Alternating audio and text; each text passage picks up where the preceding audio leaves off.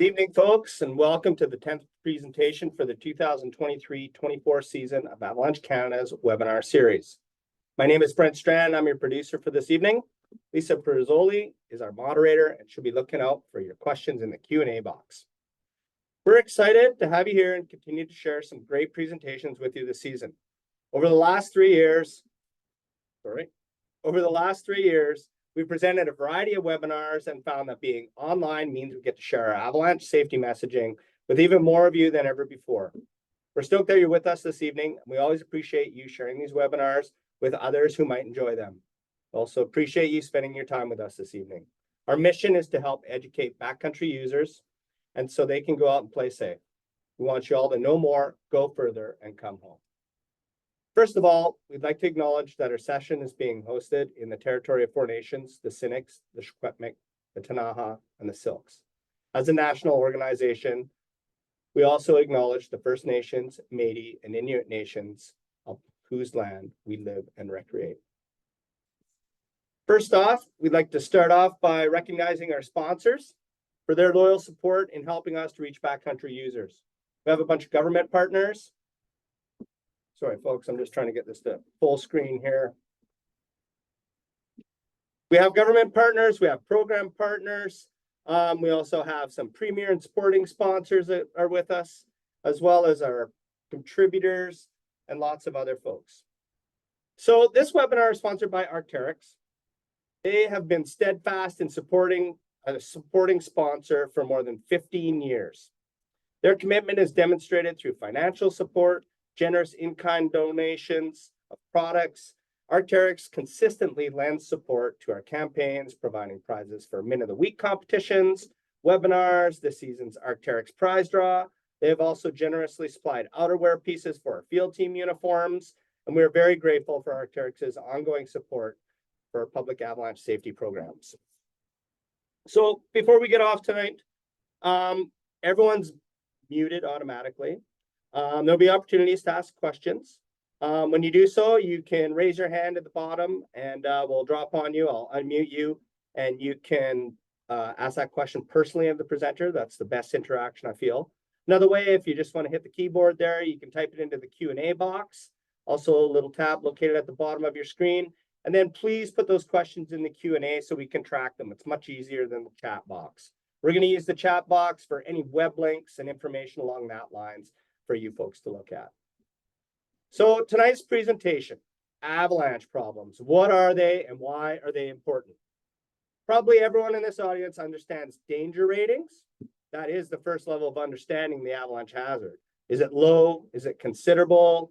You know, people often only go towards that. What's the color of the day? You know, what's the danger rating? Is it yellow? Is it orange? Is it green?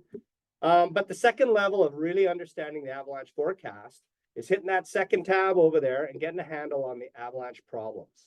That's what our forecaster, Simon Horton, will explain and clarify in tonight's webinar. Understanding avalanche problems is key to your safety, to you safely enjoying the winter backcountry. So Simon is one of our senior forecasters. He's been writing public forecasts for 8 years with us. He's also our research officer, where he coordinates with academic partners to help our programs and services stay grounded in evidence-based science. He completed his PhD in avalanche mechanics at the University of Calgary and currently works on developing numerical methods to forecast avalanches. So without further ado, I'd like to pass it along to Simon now. So I hope you folks enjoy the presentation. Thanks, Grant. And welcome everyone for a talk tonight about avalanche problems. Sharing the screen. Looks good there, Simon. Okay, perfect. Thank you. So avalanche problems are something that public forecasters, we spend all day thinking about. We talk about it's really the framework of how we produce an avalanche forecaster. And out of that, there's a lot of really valuable information for people who are heading into the backcountry and having a better idea of how they can manage the avalanche conditions that day. As Brent said, the common starting point is the danger ratings, which provides a simple overview of the severity of the conditions on a scale of 1 to 5. But we know these conditions are really complex. There's a lot of different factors going into the avalanche hazard. We have weather patterns, snowfall and snowpack layering, different types and sizes of avalanches possible, as well as different ways people travel through the terrain and interact with that hazard. And all of these complex things are nicely summarized by these avalanche problems, which provide a link from the raw pieces and components of the conditions to these overall ratings. A good analogy would be a check engine light. It gives you a bit of basic info that something's wrong when you're driving along, but you don't really know what it is, how severe it is, or what you can do about it. As opposed to other types of warning lights that give you a lot more tangible, direct, actionable information. Perhaps it's something that you could pull over and address right away. Maybe you need to go to a mechanic as soon as possible, or maybe it can wait to be addressed with for a little while. Avalanche problems are kind of like these little warning lights that give you details about what you can do. So my goal for this talk tonight is to describe the 8 types of avalanche problems that we use in forecasts and how we can incorporate them into our daily process, both before we go and we're planning a trip, as well as when we're in the field and trying to pick a safe route for the conditions. So the information I'm going to present tonight can mostly be found at avalanche.ca under the Learn tab. There's a couple of different places that describe avalanche problems. Um, Certainly, avalanche skills training courses provide a lot of information. And if you've taken a course and have this handbook, there's good descriptions in there of the different types of avalanche problems. The online tutorial AvSavvy also provides descriptions of each avalanche problem and includes some good videos. And then finally, there's the online glossary, which provides a lot of technical definitions of all types of things related to avalanche safety, including actual technical definitions for each avalanche problem. So the glossary can also be found under the Learn tab, and it's a good place to go to if you're unclear on anything we talked about tonight. So I'm going to talk a fair bit about the daily process. It's a structured way we like to recommend people use when they head into the backcountry, and it involves following a sequence of steps before the trip, during the trip when you're out in the field, as well as after the trip when you want to reflect on your day and learn. And certainly the first place we think about avalanche problems is at the beginning. We get the forecast, we're seeing the danger rating, as well as the avalanche problems, and we want to start planning our trip in a way that's appropriate for the conditions. So I'll talk a bit about how avalanche problems are really helpful for planning your trip. Then they also come into play when you're in the field because you want to be continually verifying conditions and evaluating slopes. And a lot of this involves paying attention to these avalanche problems that are presenting when you're out there. So our first step was get the forecast. Most people are doing that with the app. You can also go to avalanche.ca. And there, typically the first layer of information you see is those danger ratings. And they'll describe the overall severity of the conditions at different elevation bands, alpine, tree line, below tree line. And these danger ratings are based on the North American public scale, where each of the 5 levels are defined based on the likelihood, size, and distribution of avalanches. They also have associated travel advice with them, and this becomes useful for that planning stage when we're trying to think about what kind of trip is appropriate for the conditions. And the approach is somewhat different for different danger ratings. When we're at the higher end of the scale with a high or extreme rating, the travel advice is relatively simple. We want to avoid avalanche terrain in those elevation bands. It doesn't really go much beyond that into like needing to understand the nuances of the hazard.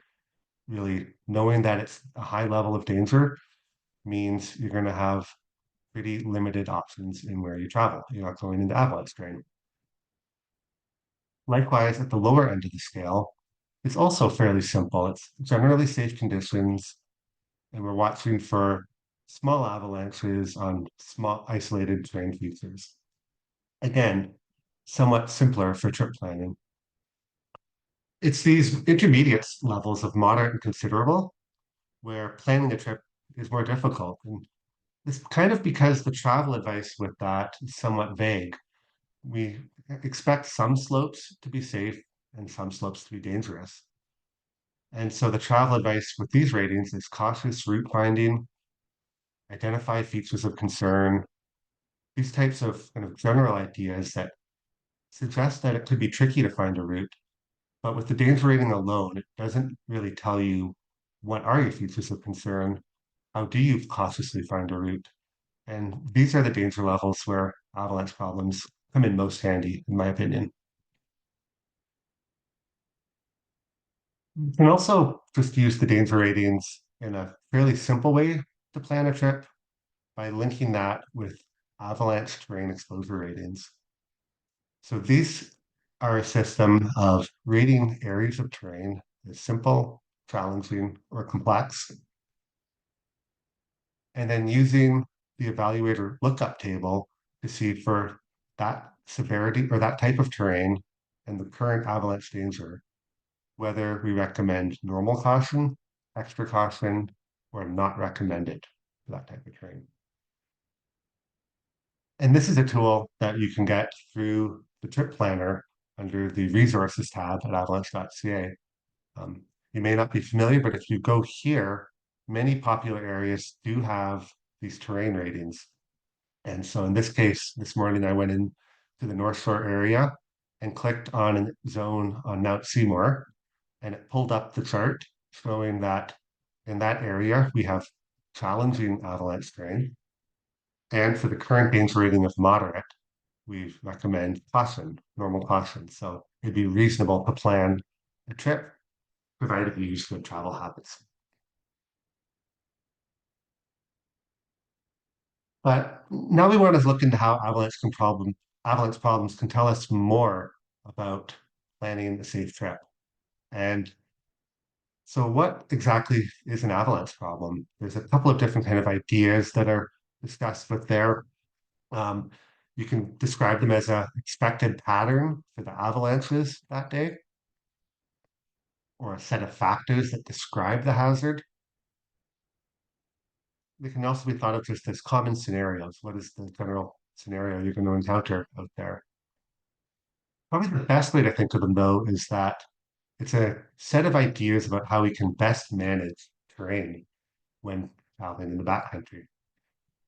Avalanche problems are really about risk management and based on an expected pattern of avalanches, what kind of strategies are we going to use when we go out and try to pick safe routes? So avalanche problems are built off of the idea that there's some basic avalanche types. And these aren't problems, but these are just describing what an individual avalanche might look like. We have slab avalanches, which are a cohesive slab of snow above a weak layer.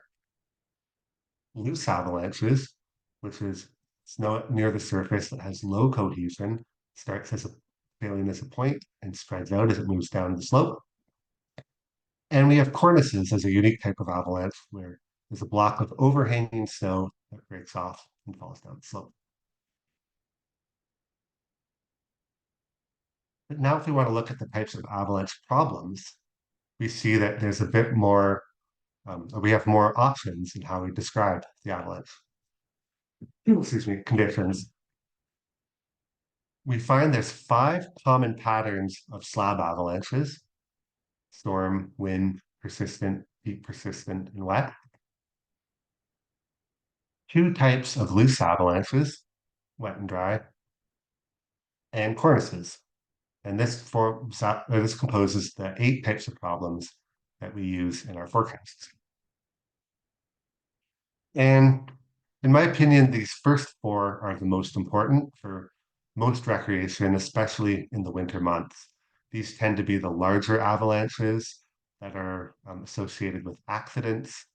And most often, they're the ones that we focus on when describing our forecasts. The other ones certainly do come into play, in particular under string conditions. Wet slabs, loose wet, and cornice problems become much more serious.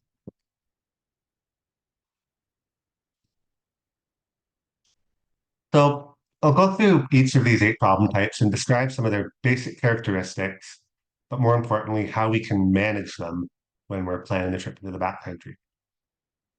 So the first one, storm slabs, somewhat intuitive perhaps, that this pattern occurs when there's been a lot of new snow and we're expecting slab avalanches occurring in that new snow.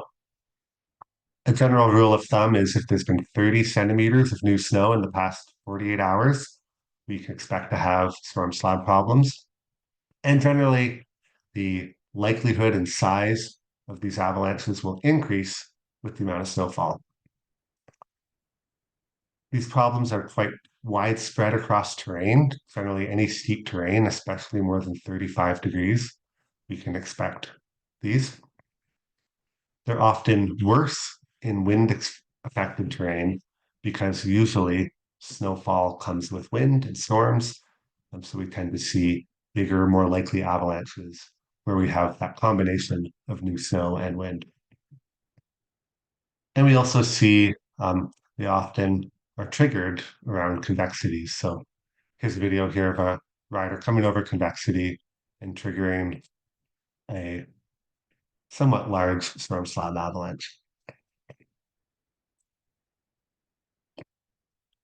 In terms of strategies to avoid storm slabs, generally picking lower angle terrain during periods when there's been a lot of new snow is the simplest one. Avoiding large avalanche paths, and really just paying attention locally to how much new snow there's been and whether you're seeing any signs of instability in that new snow. Perhaps it's cracking around your skis, or you're seeing recent avalanches occurring, which can happen during storm slabs. Just kind of paying attention to snowfall in the new snow is the big key for these. Next is wind slabs. This is actually the most common avalanche problem across all of our forecast regions. And they're formed by blowing snow, typically when we have moderate or strong winds. And that blowing snow deposits a slab on certain terrain features, and they can last there for days or even weeks.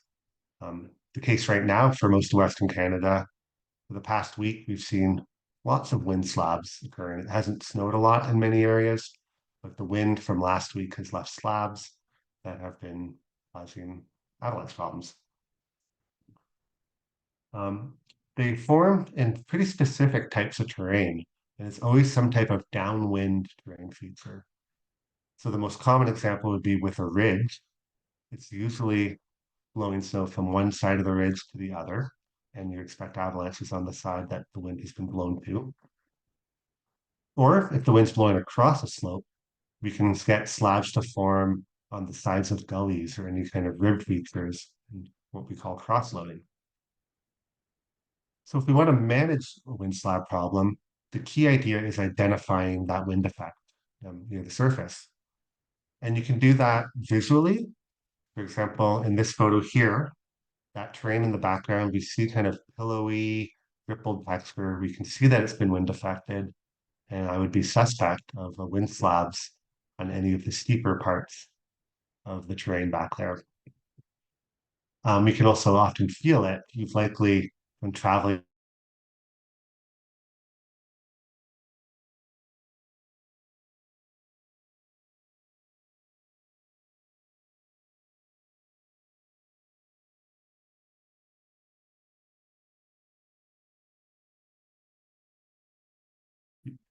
especially because wind slabs form just on the immediate lee side of ridges. Um, it's best to stay higher on the ridge than traveling along the edges of a ridge.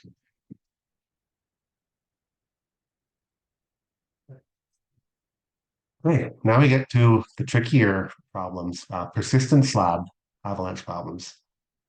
So these ones are associated with some type of buried weak layer in the snowpack. Some typical rules of thumbs is they're often somewhere between 30 and 100 centimeter deep.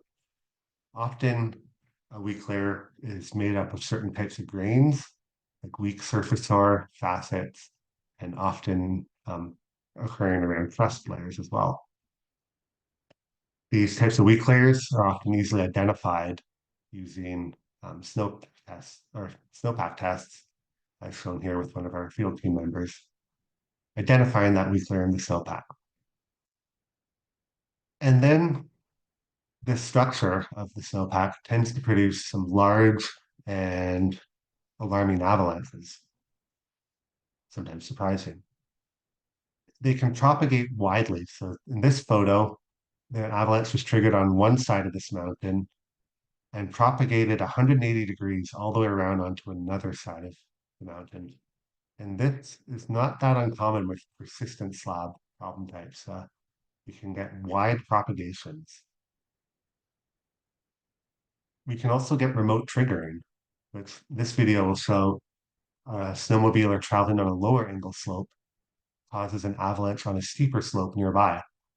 And this again is because we have this buried weak layer causing a weakness in the snowpack. So this ability for wide propagations and remote triggering makes this particularly dangerous because you might not have to be right near the weakest part of the slope to trigger it. It can happen from a distance. When we look at the terrain for persistent slab avalanches, a key part of here is understanding where that weak layer is formed and exists. Quite often, this is occurring on specific elevations or aspects, especially things like surface soar or crusts. They're quite terrain dependent, and that's where reading in the forecast what type of terrain these problems exist is really helpful.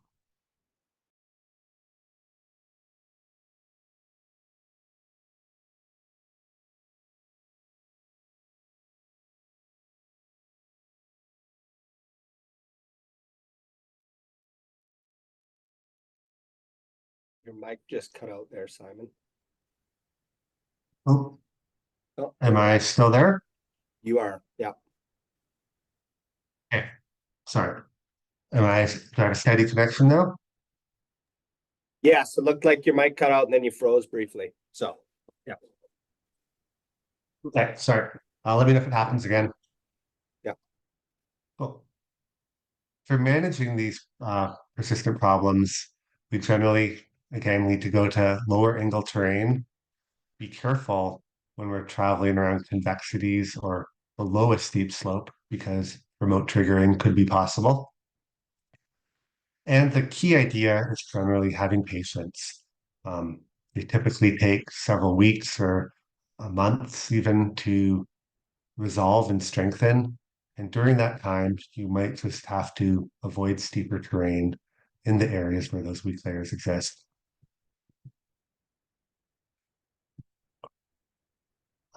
Next is steep persistent slabs, which are similar in ways to persistent, except a key difference is we're typically dealing with weak layers at the bottom of the snowpack, which produces full depth avalanches that kind of run near the ground. And they also tend to persist much longer through the season. Most persistent problems resolve after several weeks, whereas deep persistent problems tend to last the whole season once they exist in a region. They may go through periods of dormancy where we don't see as many avalanches, but they will likely come back with some change in the weather. Um, they are often found on large open slopes and commonly triggered in shallower parts of the snowpack where there might be rocks near the surface or even sticking out, because these are areas where it's easier for your stress to get down to the bottom of the snow. These are quite tricky problems to manage, and people who've traveled in the Rockies probably have that experience because they're quite common there. When we have these deep persistent slab problems, our terrain choices need to be quite conservative, generally choosing lower angle terrain, avoiding big avalanche paths, and being diligent and patient kind of throughout the season, often until the springtime.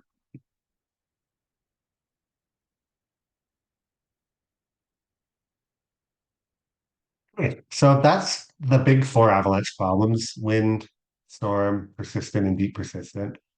And I'll take a pause here to just do a few quick little quizzes. So here we have 4 photos showing some kind of snow and winter conditions. And I'll get Brent in a moment here to pull up a multiple choice question and ask you which of these photos does a wind slab problem seem to be most likely found?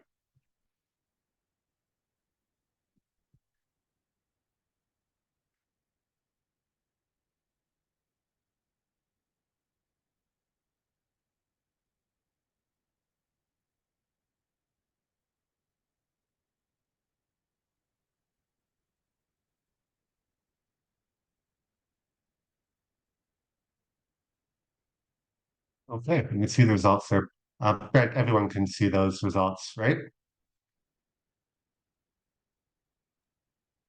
Yeah, folks should be able to see that.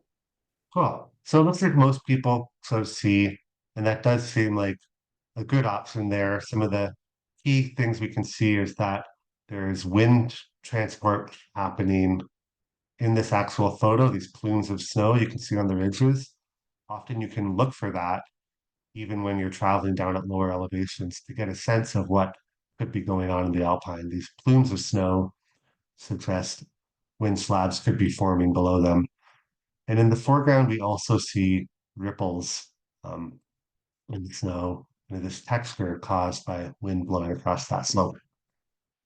Um, Certainly, these other photos you could find wind slabs as well too, but C is a good example of visible signs of a wind slab problem.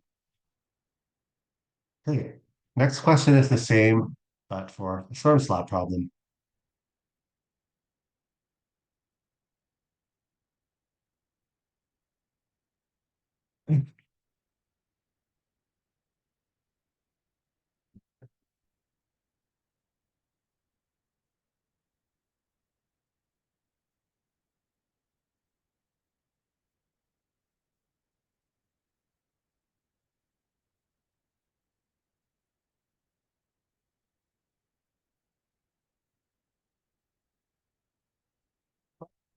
We got a mix of answers there with majority choosing D. And um, yeah, that's probably the best answer here because we can see it's snowing quite heavily, actively, and this person is breaking a fairly deep trail through the snow. Um, and just it's also interesting because we're not actually looking at any avalanche terrain there, which is quite common during storm slab problems, is that we might not have good visibility of that new snow or see signs, but just in your immediately foreground, we can see that it's snowing hard, and we would be concerned about storm slabs being a problem on any kind of steeper slope. Cool. Thanks. We'll have a few more of these quizzes as we move through, but I'll jump next into our remaining 4 avalanche problem types. And next up is wet slab. These occur when we have isothermal or 0 degree snow in the upper snowpack, and that wet snow goes down to some type of weak layer and releases a slab. And these can produce quite large and destructive avalanches, like this photo on the right shows it's taken out a bunch of trees and formed big, gross-looking chunks. They're quite destructive and dangerous when wet slab avalanches occur. Their management is fairly simple, however, though. We simply, when this is known to be a problem, we want to avoid avalanche terrain when there's some type of intense warming. Um, and that can either be due to heavy rainfall on snow, which could happen kind of any time in the year. If there's a lot of rain on the snow, you can get wet slabs, or during multiple days of prolonged above freezing temperatures. Again, that kind of ongoing intense warming, especially on slopes that are exposed to the sun.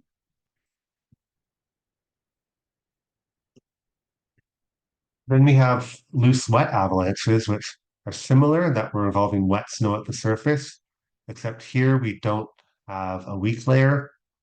It's simply starting as a point of some loose snow moving along the surface, and then it picks up mass as it moves along. And this video is a great illustration of how it can start small, just below someone's skis, and then pick up a lot of mass as it moves along. And actually become quite dangerous.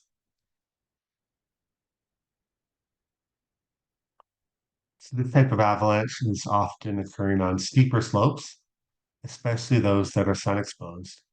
And so, like a wet slab avalanche, it's best to avoid slopes that are experiencing a lot of warming, especially sun exposed slopes later in the day when there's a lot of heat on them.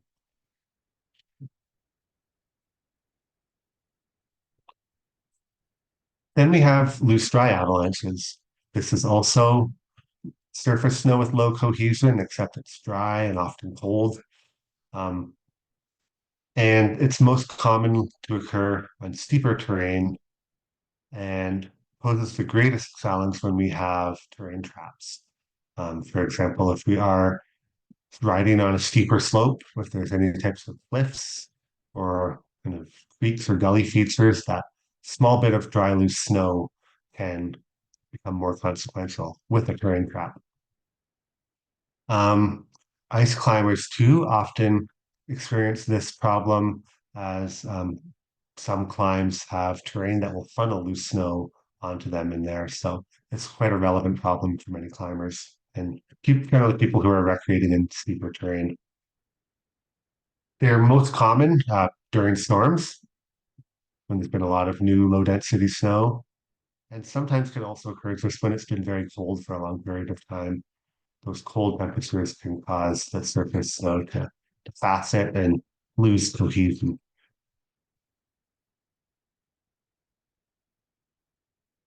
Lastly, we have our cornice problems. And so cornices form along ridge features when it's windy, but they become a particular problem when there's a high risk of them collapsing because they're either being loaded during stormy weather or they're being stressed by warming. So these pose a threat both to people traveling along ridges because it could be hard to identify what areas are overhanging. This video will illustrate that quite well.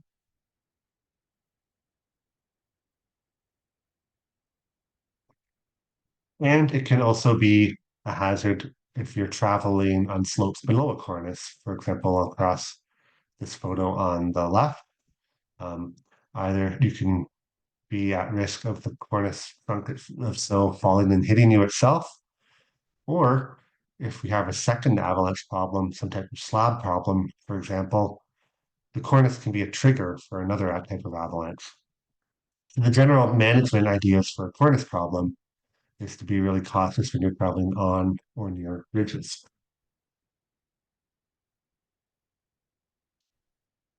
So looking back at these 8 problems, I have kind of a general, my key takeaway idea of how I would think about managing those avalanche problems if I was planning a trip. With storm slab problems, I'm going to be cautious and avoid perhaps steep slopes that have lots of fresh snow on them.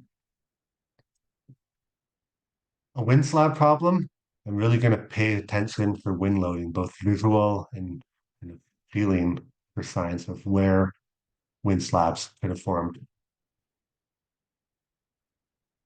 Persistent slab problems, you want to be thinking about where the weak layer is formed and have the idea that you need to be patient and wait for that problem to resolve before you travel in that terrain. Persistent problems require very conservative terrain choices and as well patience. Wet slabs, generally we're going to avoid warming slopes. Loose wet, also taking caution on warming slopes. Loose dry avalanches, we're going to be cautious around terrain traps, especially in steep terrain. And cornices, have caution when you're traveling on or below ridges. These are some of kind of the key, my thoughts, like things to think about when trying to manage the hazard with each of these avalanche problems. So based on that, I have another kind of set of quiz questions using this photo to look at different types of terrain and thinking about what avalanche problem would most likely be found in different areas that I'm going to highlight. So my first question is for this zone up in the top right corner with the red oval. Which of these five problems do you think is most likely found there?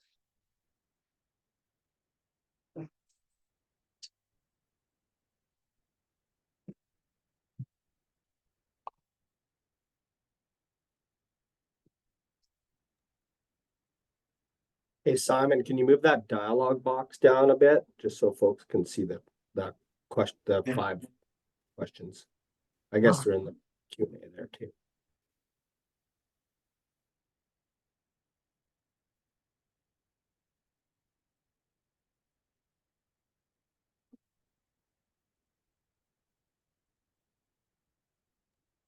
You can mute it to view the answers there.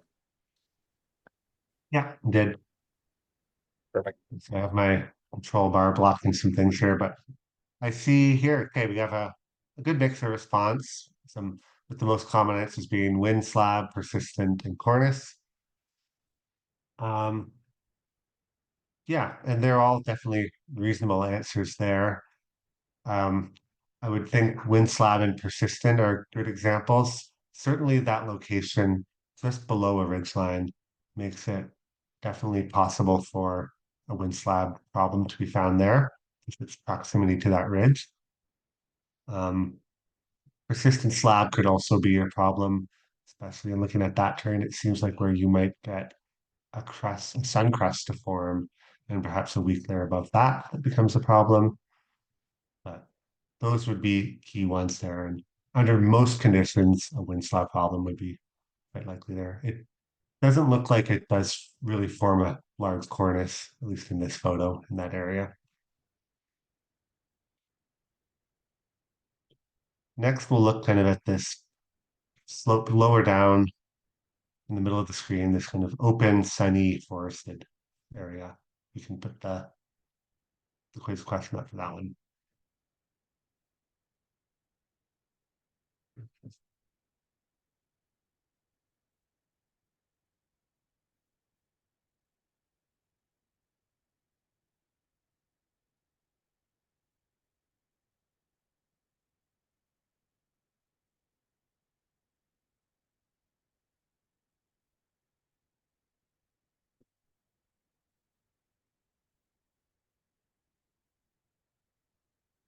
Cool. So we see wet slab as the common uh, response, as well as persistent and dry loose. My thought on this one was it seems like a type of slope where I'd be worried, particularly worried about a persistent slab problem. Um, as I meant, in particular, one associated with the layer of surface soil, as that's commonly occurring in kind of openings in the trees.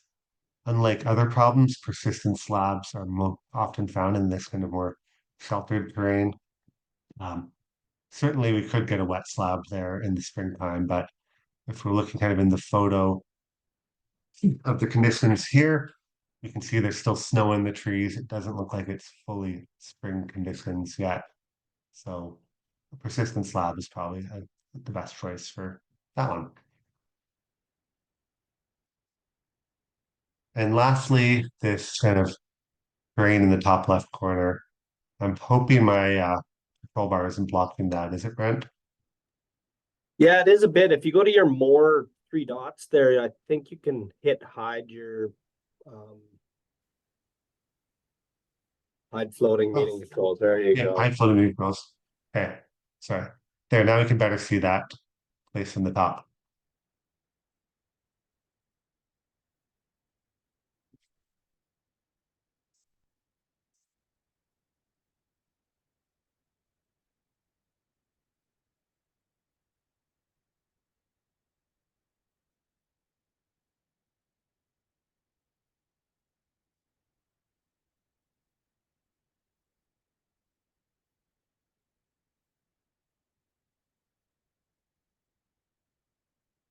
We see responses there, a pretty even mix of cornice and dry loose problems.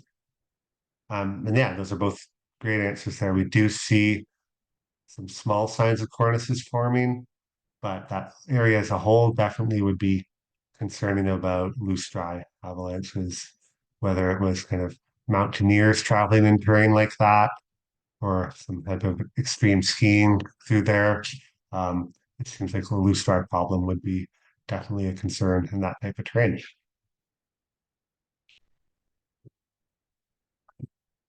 So that was a kind of an overview of the 8 types of problems and they kind of their associated general characteristics and how we manage them. And when we go back to the forecast, we get some additional information with the avalanche problem. There's a description of where the problem is located in the terrain, that elevation and aspects.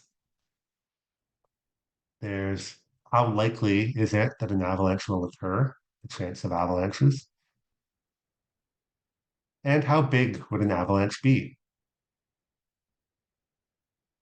Finally, there's a written description with some more details about perhaps the specific type of snowpack layers that are causing the problem, or some kind of nuance about the timing or location of this problem in the region.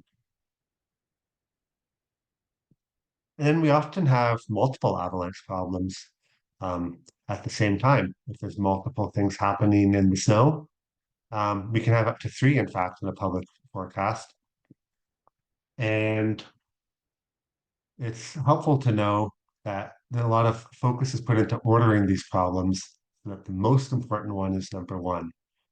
And by most important, it means the one that is probably playing the biggest influence on making decisions in avalanche terrain.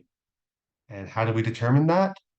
Well, it's a combination of the chance of avalanches and their expected size to think about what would most likely influence safe behavior to avoid an avalanche. So it's good to look at both avalanche problems, and each likely has some of its own set of strategies to manage that risk. And so to tie it together, a really nice takeaway from the avalanche problems is the terrain and travel advice. Because here we're taking potentially multiple avalanche problems and putting it together into one kind of tangible set of advice about how you should plan a trip, plan your terrain choices and travel methods based on those problems. And so to illustrate that, we can look at a set of danger ratings and some travel advice and think a bit about what avalanche problems we might be talking about in this forecast. And that's this quick question here. We can read these terrain and travel advice things and think about which avalanche problems are likely included in this forecast.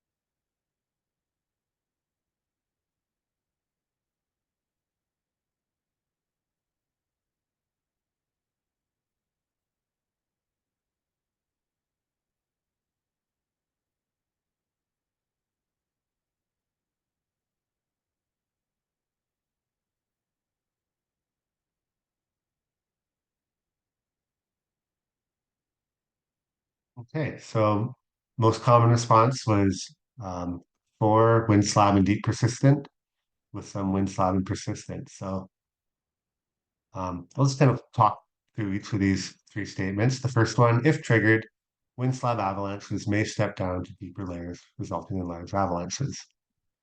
So that one clearly is talking about actually how 2 avalanche problems are interacting.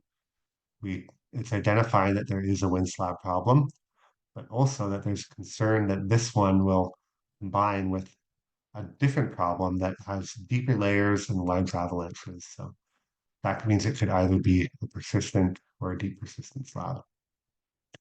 The next one, avoid thin areas like rock outcroppings, where you're most likely to trigger avalanches failing on deeper weak layers. So this idea of thin rock outcroppings and triggering deeper layers is a really common strategy for deep persistent slab problems. And finally, back off if you encounter whooping, hollow sounds, extruding cracks. That's a fairly kind of widely applicable bit of advice, but certainly would be relevant to this combination of wind slab and deep persistent slab problems. Lastly, using that same forecast, we can look at these three different areas and say which of these three zones are we most likely going to avoid these problems.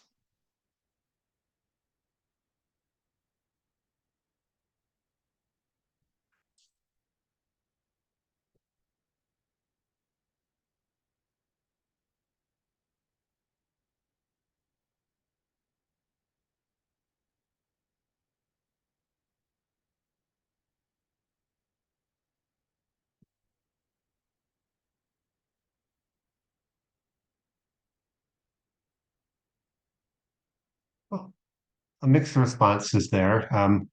In area one, I'm seeing good examples of thin rock outcroppings, and it's somewhat generally steep. It seems like an area where a deep persistent problem could be a concern, largely because of these thin rock outcroppings. Number two looks like an area where we could encounter wind slab problems. We see lots of cornice along the ridge and lower down some deeper pillows that look like they might have been wind loaded. So this zone is a candidate for a wind slab problem. Number three seems less likely to have either of these problems. Okay. I'll just wrap it up by tying this back to the daily process. So at this point, we can get the forecast, read about the danger rating and avalanche problems, and we want to plan a trip. And some of the way the avalanche problems can help us plan a trip is we have an idea about what type of terrain we want to avoid or be cautious around. In some cases, the problem might tell us that we can avoid it simply with timing. For example, if it's linked with a weather event like a storm slab problem and you're expecting more snowfall to occur in the afternoon, you can anticipate that rising danger in the afternoon. Or with a wet slab or loose problem, the timing element might be that the problem's really going to be present in the afternoon during the heat of the day. And it also gives you some ideas about what conditions you might pay attention to on your trip. Um, Specifically, what kind of visible signs you might see that that problem exists locally in your area.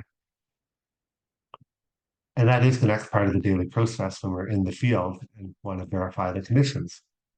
So this is an important step because forecasts are for large regions and they're written a day ahead of time based on the weather forecast.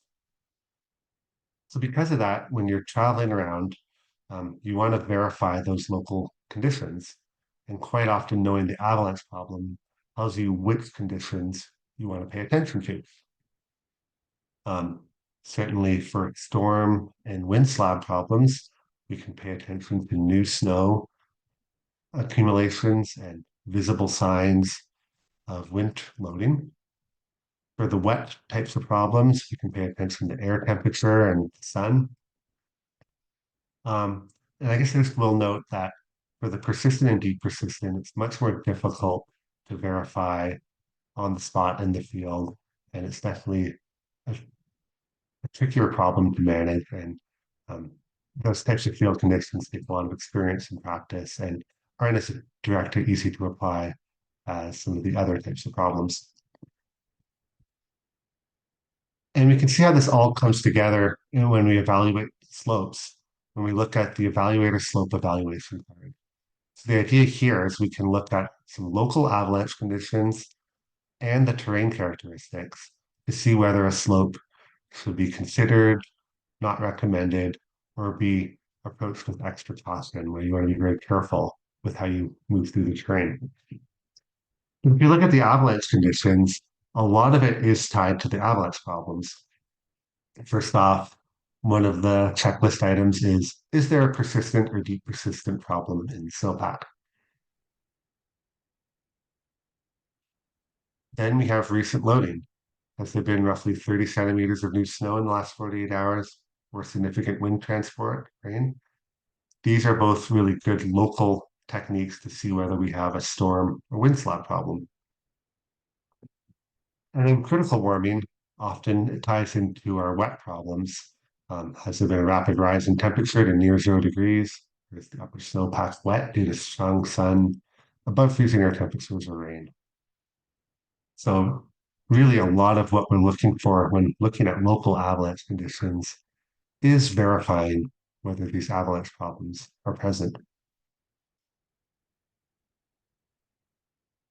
So to sum it all up, we can't do anything to change the avalanche danger. That's kind of dictated by the weather and snowpack conditions.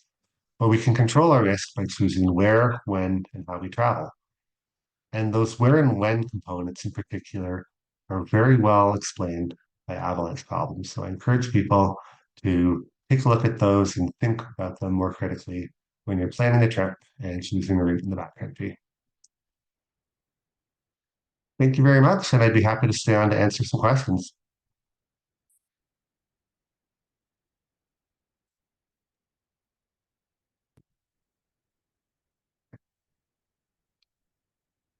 Thanks, Simon. That was fantastic. Those are some great quizzes. Get people thinking about those various avalanche problems and, and getting them to learn how to recognize what's going on in the snowpack and plan that day accordingly.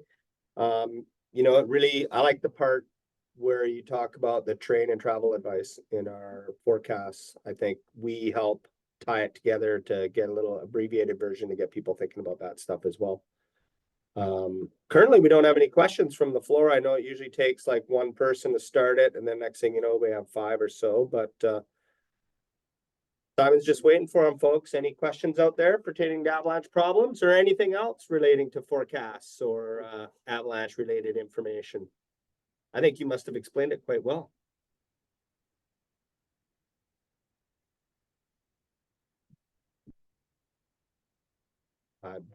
We have an empty field today, folks.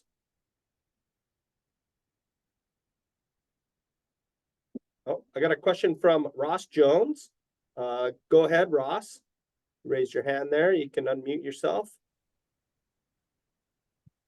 Can you hear me? You bet, Ross. Go ahead. I haven't looked yet, but I'm planning a hike in the Salkin either next Monday or Tuesday.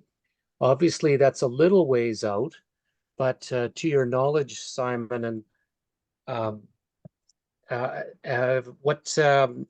is it looking at this point in the Silhouette Salkin area? So obviously the best place to get the updated information for that would be the Glacier National Park forecast. At Avalanche Canada, we don't actually issue the forecast there. That's our partners at Parks Canada who do that. So we don't track the conditions really locally there. So they'll have good information locally. But I can speak more broadly to this conditions throughout the Columbia Mountains and the interior right now. And yeah, I can't think. Yeah, I've had a little bit long in terms of what weather forecast is happening, but currently we have a wind slab problem and potentially a persistent slab problem forming above the crust layer that formed at the start of the month. There's some weak snow above that crust, and we're currently tracking whether that's becoming a persistent slab problem. Believe in some regions it's now being called something persistent. I mean, it could last a few weeks. The general weather forecast is we have a storm coming later in the weekend. It looks like a bigger storm than we've seen for quite a while through a lot of the interior. So that could certainly, with that, expect a storm slab problem. And it remains to be seen how that could impact any type of weak layers. Thanks. Yeah, hopefully you enjoy your trip. Yeah. Excellent. Thank you, Ross. We also have a question in the Q&A from Vanessa. Can you discuss how you'd use the MIN reports to possibly help identify problems?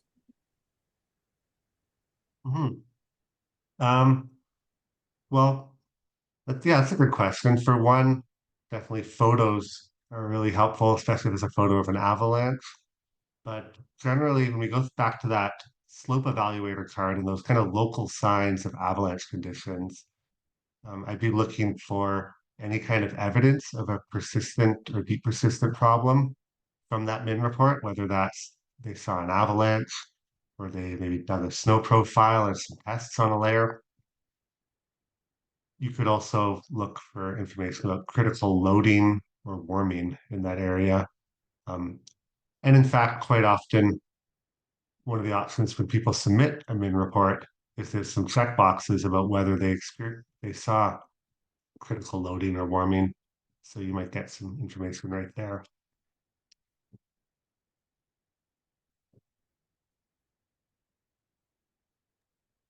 Excellent. Thank you, Simon. Any more questions from the floor out there, folks? We've got a bunch of folks in the chat box saying thank you so much. Very, very intuitive. And we have one from Jorg. Once an avalanche of the wet slab has happened, would it be advisable to go over it if required to go back down on the trail? Wouldn't it be reasonable to say that if the wet slab happened minutes ago, then there's a good time window to cross it before another avalanche happens? Right. Yeah, generally, if the weather conditions just occurred for a wet avalanche to happen, generally meaning there's some kind of warming going on in the snowpack, that warming's not going to change very suddenly. And I'd be quite cautious either that there's still more snow above where that one slid, or if there's other avalanche paths nearby that they're going to still be a threat. So definitely in the short range, if you see recent wet avalanches, in particular wet slabs, I'd be very careful traveling through avalanche terrain.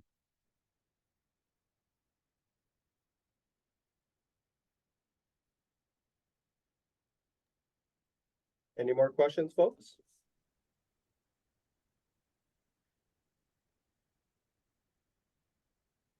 Once again, Simon, lots of positive comments. Vanessa says that was a really clear and very well organized presentation. I understand these concepts so much better now.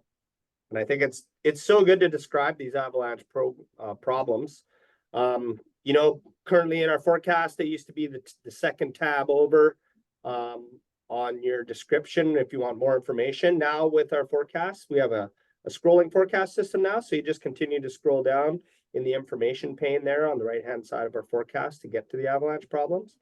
And they're like the second level of information in there, and they're great to understand to make better decisions out there for sure. Did you want to add anything else, Simon? Well, that's great. Just hope everyone has a fun and safe rest of the season. Yeah, for sure. Awesome. Well, thank you so much, Simon. That was fantastic again. And folks, these webinars, they're just a starting point or a helpful addition to your avalanche safety know-how, but avalanche education is a lifelong journey and it doesn't stop here. The best way to keep learning and keep your skills honed is to take an Avalanche Canada training course. If you haven't taken any courses yet, the AST1 is the place to start. That's the minimum. If you've already taken the AST1 and you're spending more time in the backcountry, go get that AST2 under your belt. It's going to help you. It's going to open your eyes to much more education out there. There's also great options for training that aren't a full AST. There's the Companion Rescue Skills course. It's a great way to take every other year to keep your skills fresh. Check out Cherry Bowl Story on our website if you need some convincing of that. Another helpful course is the Managing Avalanche Train to give you your travel skills, a tune-up. You know, goes out there managing your train. You can take these courses as many times as you want, just to keep yourself sharp. And if you take them from different instructors, you're going to get different aspects and different things learned in each course. Avalanche Canada training courses are run by folks who are vetted by Avalanche Canada and follow our world-leading curriculum. So be sure to check that your instructor is a licensed Avalanche Canada training provider. We're proud to have a great variety and diversity in our licensed providers around the country. So be sure to find a course that's right for you. In addition to training, there's many resources on our website to help you learn about avalanche safety, how to plan your trips in the backcountry. There's the trip planner. Great place to start is AvSavvy, our online tutorial. It's got tons of information in there. If it's not new to you, it's a good review as well. Lisa, we got some prizes there. I think it's time for Lisa to pull some winners out. If you hear your name here to win a prize, we got a few prizes from Arc'teryx, our sponsor tonight. You can just email producer@avalanche.ca. She's going to drop that in the chat box, folks. So go ahead, Lisa. Great, yeah. We have some great prizes tonight from our sponsor, Arc'teryx. The first prize, it's hard to see, but it's a Arc'teryx sort of a navy blue and gray toque. And the first prize goes to Alex Evoy. So Alex, this was to you. Send us an email at producer@avalanche.ca. Our second prize this evening is another lovely Arc'teryx toque. This one is sort of a turquoise color, and this one is going to Vanessa Lunn. And then our third prize of the evening is an awesome pair of, they're black, but Arc'teryx gloves. And these are going to, our winner for these is Florence Peters. So again, just shoot an email to producer@avalanche.ca. Awesome. Congratulations, folks. Thank you very much, Lisa. Folks, we really appreciate your interest in avalanche safety. If you can afford it and you'd like to help by making a donation to Avalanche Canada, you can click on the link in the chat box to donate. You can scan the QR code on your screen. You can support essential programs here at Avalanche Canada by donating as little as $10. Our next webinar, Wednesday, March 6th, Managing March. March as often brings out challenging conditions, whether it's snowpack related or weather related. Our forecaster, Tyson Reddy, is going to get at it. He's going to tease out the most important bits of information to share with you, depending on what Mother Nature brings our way in the next few weeks. Pre-registration is required for that. So I'd really like to thank all you folks for your time spent tonight, coming out and showing an interest in avalanche safety. We hope you folks enjoy your winter in the backcountry, safe from avalanches, and have yourself a great night. Thank you so much.